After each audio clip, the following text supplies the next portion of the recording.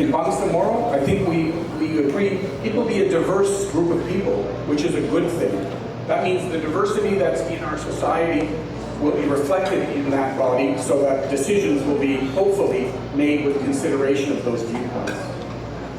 We recognize that there may be a majority that governs in Parliament, but the voices of the minority are also important, and the process can help ensure that happens. One thing that's so important as well is technical capacity. As I mentioned earlier, you don't need to be a lawyer, you don't have to have a university degree, you don't have to be a specialist. You need to be a good bridge, you need to be a good listener, but also you need to depend on people who can help you understand some of the complex issues. So looking at some of the typical structures of support that parliaments offer, they provide advice on the law, advice on procedures. They also help manage relations with very important external audiences, other governments, the public, the media. They often provide some research services so that members can ask for more detailed information about a certain law or a certain policy issue. They also manage relations with the public. So they help the public understand what's going on in Parliament. And they also provide some services to members in terms of personal support by their staff, the staff that work in their office. When we look at what makes a Parliament effective, because we work in a lot of places, some of the things that keep being repeated about how members feel when we ask them, are you making a difference, are you being successful? Really when they feel they can be a bridge, when they can take those experiences they hear in different places and they bring them into a discussion. And they can say, when I was in this village, this is the biggest question people wanted to know and I'm asking it now. Very powerful. You're not there to be some expert PhD, you're there to remind people that real people in real towns and villages have important questions. So being a bridge.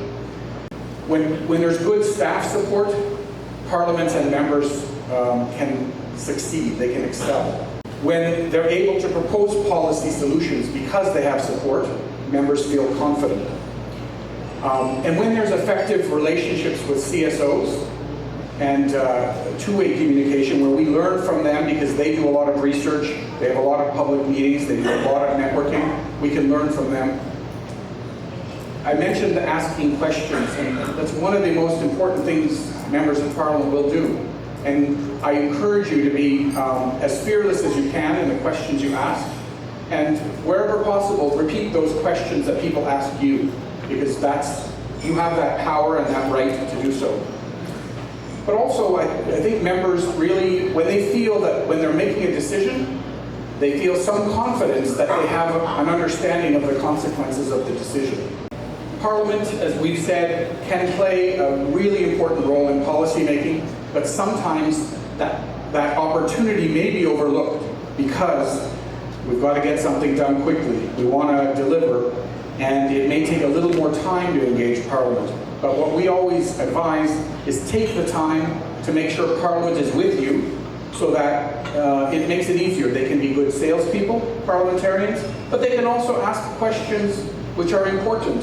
So that when governments make decisions or make new policies, they've already considered, perhaps in one area this may not be as well received as in another area. And hearing those voices and those questions can help people make better decisions. So those links again to your communities and groups will be really important.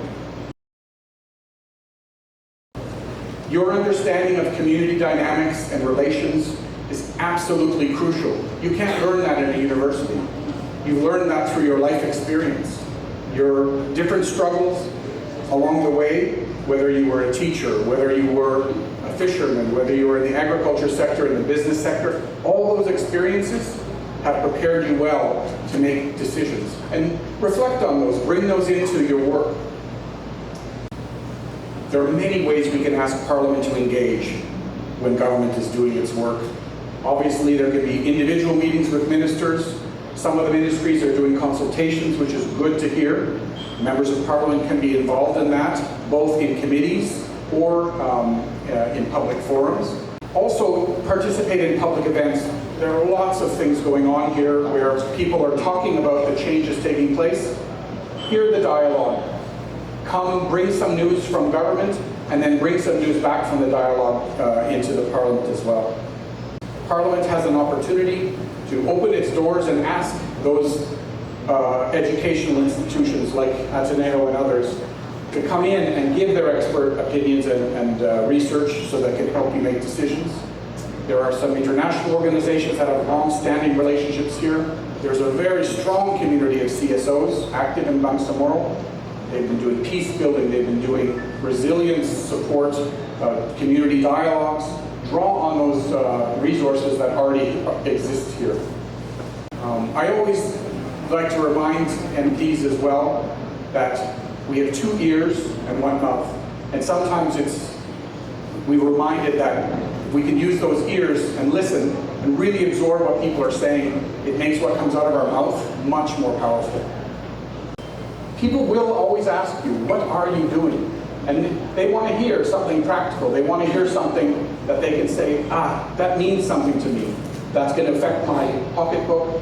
It's going to affect my family, my aspirations, the education of my children, the health of my mother. They want to know something you're doing that makes their lives better. The answers to the challenges here are in this community. We've all, as I mentioned, struggled and had our own path to where we are today. There are really important organizations. We had a fantastic meeting with the Bangsamoro Women's Commission yesterday. Amazing understanding of policy issues that are important not only for women, but for everybody.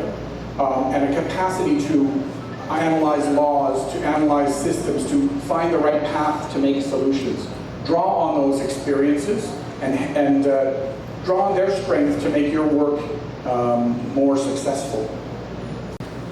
And as you move forward, really draw on those CSO networks. These are people that have, in some cases, drafted laws. They've done research about what's worked in other countries, and they understand local context and they can adapt things. And the more that you can engage with them, the more you can build legitimacy. You won't always see eye to eye. They may have different opinions, but it's important that you listen to those because it can help you make more informed decisions.